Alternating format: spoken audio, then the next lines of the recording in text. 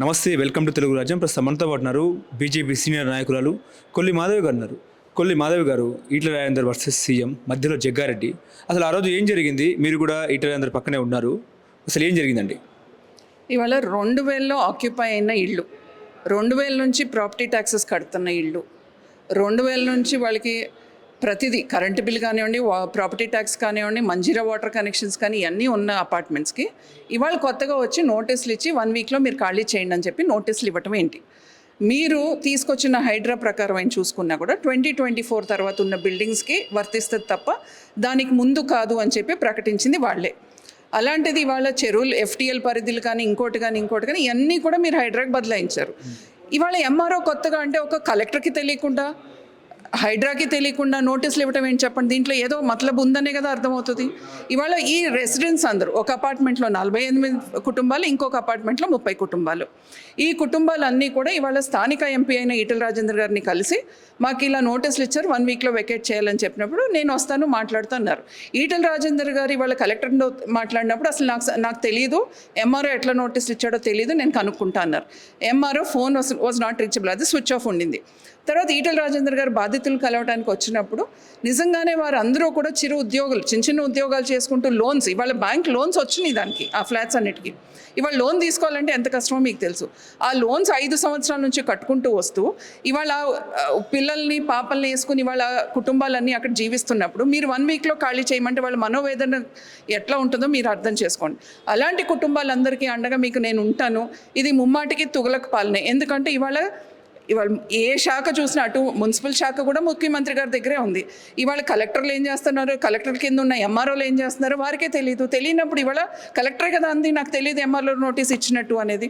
So అందుకని ఇవాళ వాళ్ళకి అండగా ఉండి ఆయన అక్కడ వాళ్ళకి భరోసా ఇవ్వడానికి మాట్లాడితే దానికి జగ్గారెడ్డి గారు వచ్చి ప్రెస్ మీట్ పెట్టేసేసి మీరు రేవంత్ రెడ్డి గారిని అంటారంటే ముమ్మాటికి ముఖ్యమంత్రి గారి కింద ఇవాళ ఆ శాఖ ఉంది కాబట్టి డెఫినెట్గా ముఖ్యమంత్రి గారిని అంటారు. ఒకటి. రెండోది, ఇవాళ జగ్గారెడ్డి గారు వచ్చి రేవంత్ రెడ్డి గారిని ఏదో అంటే వచ్చి బూతులు మాట్లాడడానికి ప్రెస్ మీట్ పెట్టడం ఏంటి చెప్పండి? అసలు ఈ జగ్గారెడ్డి గతంలో రేవంత్ రెడ్డి గారి గురించి ఎన్ని మాట్లాడారో ఒకసారి తిరిగి చూసుకోమనండి. సిగ్గుండాలానికి ప్రెస్ మీట్ పెట్టి ఒట్టి బూతులు మాట్లాడడానికి. అందుకని నేను అంటున్నా, ఇవాళ ప్రజల కష్టాల్లో ఉన్నప్పుడు ఇవాళ ఎంపీ ఈటెల రాజేందర్ గారు ఆయన నియోజకవర్గంలో ఉన్న కష్టాల కోసం ఇవాళ ఆయన ప్రజల కోసం వచ్చారు. మీరు ప్రజల కష్టాల్లో ఉన్నప్పుడు ఏం చేశారు? హైడ్రా అప్పుడు మీరు ఎంతమంది ప్రజలు రోడ్డు మీదకి వచ్చి ఏడుస్తున్నారు, మీరు పట్టించుకున్నారా? ఒక్క కాంగ్రెస్ నాయకుడైనా బయటకు వచ్చి ప్రెస్ మీట్లు పెట్టడం కానీ వాళ్ళకి అండగా ఉండటం కానీ చేశారా? ఇవన్నీ ఏం చేయలేదే. ప్రజలకి కష్టాలు వచ్చినప్పుడు కాంగ్రెస్ నాయకులు ఎక్కడా కనిపించలేదు. ఇవాళ వాళ్ళకి ఏదన్నా పోస్టులు కావాలి, ఇంట్లో వాళ్ళకి ఏదన్నా పోస్టులు ఇప్పించుకోవాలన్నప్పుడు ఇప్పుడు వీళ్ళందరూ బయటకు వచ్చి ప్రెస్ మీట్లు పెడుతున్నారు. అందుకని నేను అంటున్నా, మీరు ప్రజలకు ఇచ్చిన హామీలు ముందు నిలబెట్టుకోండి. ఈ ప్రజలకు ఇచ్చిన ఏదైతే గ్యారంటీలు ఉన్నాయి దానికోసం వెళ్ళి ముఖ్యమంత్రి గారితో మాట్లాడిన తప్ప మీరు వచ్చి బీజేపీ నాయకుల మీద అవాకులు చవాకులు పేలితే ఇక్కడ ఏదో భయపడతారు అనుకోకండి. మీరు ఇళ్ళు ముట్టడి చేస్తే లేకపోతే ఇంకోటి చేస్తే భయపడే కార్యకర్తలు ఇక్కడ ఎవరూ కాదు. మీరు ముందు జాగ్రత్తగా ఉండండి. రేపు ప్రజలు తిరగబడి మీ ఇళ్లని ముట్టడి చేస్తారు. మీ ప్రభుత్వాన్ని దించే రోజులు దగ్గరలోనే ఉన్నాయి ఈ ప్రజలతో. అంటే బట్టలిపుతాము, రారా పోరా ఏంట్రా కొడక అన్నట్టు కూడా మాట్లాడుతున్నారు. ఏం చెప్తారు దానికి? అది ఆయన విజ్ఞతకు వదిలేస్తా. ఇవాళ నేను అసలు ఆయన గురించి మాట్లాడిన ఆయన పెద్దలను కూడా చేయదలుచుకోవాలి. ఎందుకంటే ఆయన స్థాయి ఏంటో అందరికీ తెలుసు.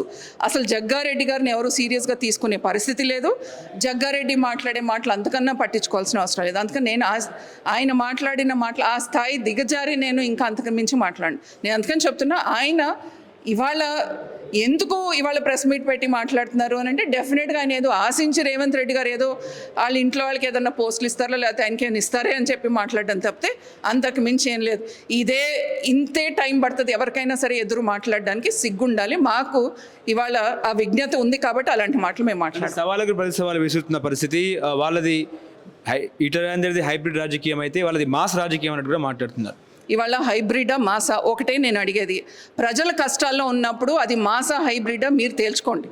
ప్రజల కష్టాల్లో ఉన్నప్పుడు కాంగ్రెస్ నాయకులు ఏం చేశారు మీరు చెప్పండి? ఎందుకు నిద్రపోయారు కాంగ్రెస్ నాయకులు? మరి నోటీసుల గురించి ఎందుకు మాట్లాడరు? ఎంఆర్ఓని సస్పెండ్ చేశారా? మరి ఏ రకంగా నోటీసులు ఇస్తారు? ఎంఆర్ఓ వచ్చి కలెక్టర్కి తెలియకుండా నోటీసులు ఇచ్చిన దాని గురించి మాట్లాడకుండా రేవంత్ రెడ్డిని మాట్లాడారంటే ముమ్మాటికి రాష్ట్ర ముఖ్యమంత్రి గురించి మాట్లాడతారు. ఆయన దగ్గర ఈ శాఖ ఉంది, ఆయన ఏం జరుగుతుందో ఈ రాష్ట్రంలో చూసుకోవాలి. ఆయన తీసుకొచ్చినవి అన్నీ రివర్సే కదా. హైడ్రా తీసుకొచ్చారు, ఏం చేశారు?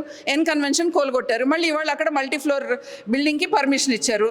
తర్వాత మీరు ప్రతిదీ చూడండి. హెట్రో ఏమని చెప్పారు ఆ రోజు, ఒక జియో తీసుకొచ్చి హెట్రో ఏదైతే వీళ్ళు గతంలో బీఆర్ఎస్ ఇచ్చిందో అవన్నీ క్యాన్సిల్ అన్నారు. మరి మీరు దాన్ని మళ్ళీ రెన్యూవల్ చేశారు కదా హెట్రో దీనికి. తర్వాత మీరు కొడంగల్లో కానీ ఫార్మాసిటీకి కానీ తీసుకున్న ల్యాండ్స్ అన్నీ కూడా మళ్ళీ ఇవాళ అక్కడ క్యాన్సిల్ అంటున్నారు. మరి తీసుకున్న భూములు ఏం చేశారు? మీరు ఇచ్చిన జియోలు మీరేస్తారు, మళ్ళీ మీరే క్యాన్సిల్ అంటారు. ఇవన్నీ చూస్తే ఇది రివర్స్ ప్రభుత్వం, తుగ్లక్ ప్రభుత్వం కాకపోతే మరి ఇంకేమనాలి మీరు చెప్పండి. అందుకని నేను అంటున్నా, మీరు ప్రజలకు ఇచ్చిన హామీలు లేదా ప్రజలు కష్టాల్లో ఉన్నప్పుడు వీళ్ళు ఎవరన్నా బయటకు వచ్చి మాట్లాడితే వాళ్ళకి ఎంతో కొంత విలువ ఉంటుంది.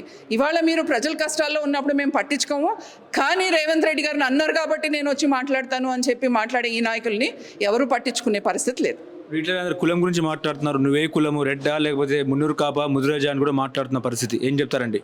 ఇవాళ ప్రజలు కష్టాల్లో ఉన్నప్పుడు అక్కడ కులాలతో సంబంధం లేదు. ప్రజలు అన్నాక ప్రజలు అంతే, దాంట్లో అందరూ ఉంటారు.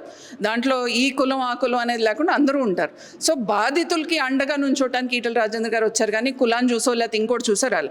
వీళ్ళకి మళ్ళీ మేనిఫెస్టోలు సపరేట్గా, మైనారిటీలకి సపరేట్ మేనిఫెస్టో, యాక్సిడెంట్ అయితే మైనారిటీకి అయితే ఒక రకం, ఇంకొకరికైతే ఒక రకం అని పెట్టడానికి ప్లాన్ చేసిన నాయకులు అయితే మేము కాదు. అది గుర్తుంచుకోమనండి. అందుకని నేను చెప్తున్నాను, ఇక్కడ కులాలతో ఇంకో దాంతో సంబంధం లేదు. ప్రజలు కష్టాల్లో ఉన్నారు కాబట్టి ఇవాళ ఈటల రాజేందర్ గారు అక్కడ ఎంపీగా వచ్చారు. అది గతంలో మేము ఇవాళ మీ రేవంత్ రెడ్డి గారు ప్రాతినిధ్యం వహించింది అక్కడి నుంచే. ఆయన అక్కడ ఎంపీగా ఉన్న రోజుల్లోనే అవన్నీ కట్టేసి ఆ బిల్డింగ్స్ అన్ని కట్టడం, దానికి ప్రాపర్టీ ట్యాక్సులు కూడా ఆయన ఎంపీగా ఉన్న రోజుల నుంచే ప్రాపర్టీ ట్యాక్సులు కట్టారు. అందుకని ముందు మీకు సిగ్గుండాలి.